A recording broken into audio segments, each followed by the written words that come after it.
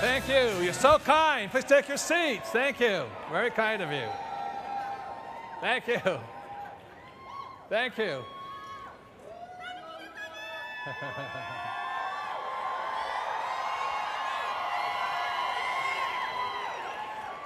Thank you.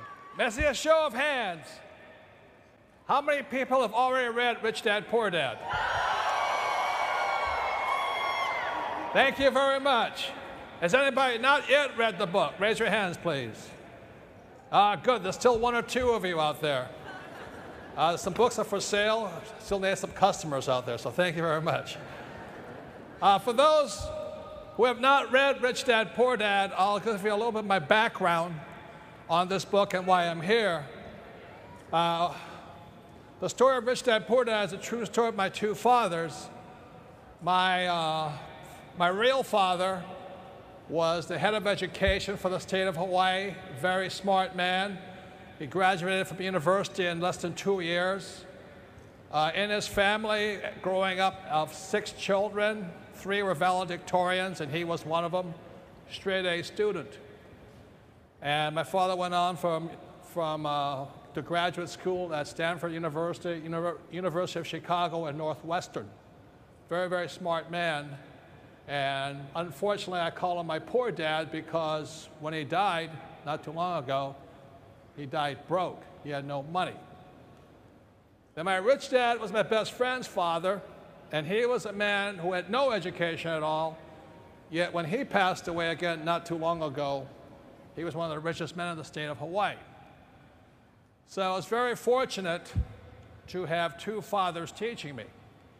And for those of you who read the book, you may know that what my poor dad said and what my rich dad said were not the same things. You know, my poor dad always says, go to what? Get a work, save, buy a, get out of, invest in the stock market. And my rich dad says, you'll never get rich doing that. So as a little boy, I was 9 years old, and I just wanted to know, why were some people rich and why were some people poor? That was my only question I had, and I still ask that question. And what I've come to realize is the reason there's so much poverty in the world is our school systems are not doing their job. And I'll be talking about later on about going to school. And I know for some people, school is like going to church. It's a religion. But I can tell you one thing is that they do not teach about money at school, and that's why we have such a financial crisis on our hands. And so the reason I wrote Rich Dad, Poor Dad way back when was I could see this financial crisis coming. So today I'm an entrepreneur. I'm an entrepreneur in education. But I would never work for that school system, because the school system tells me what to teach, and they don't let me teach you about money. And that's not a mistake. Okay?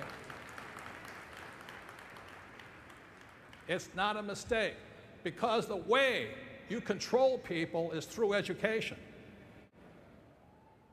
If you guys know, many of you here are African Americans. Prior to the Civil War, it was illegal to teach enslaved to read. That is the power of education. When I started reading the Bible and looking back then, way back in history, like the Roman times, it was illegal to teach people to read, so they couldn't read the Bible. So education has always been the power of how you keep people controlled. So that's why when I formed the Rich Dad Company, I formed it outside the school system. I don't blame the school teachers because they really don't know much better, like my poor dad. And I do go into schools occasionally, but I would much rather come and speak to people like you. So thank you for having me today here. So today I'm going to be talking about your education because I am still an educator. I'm just like my poor dad.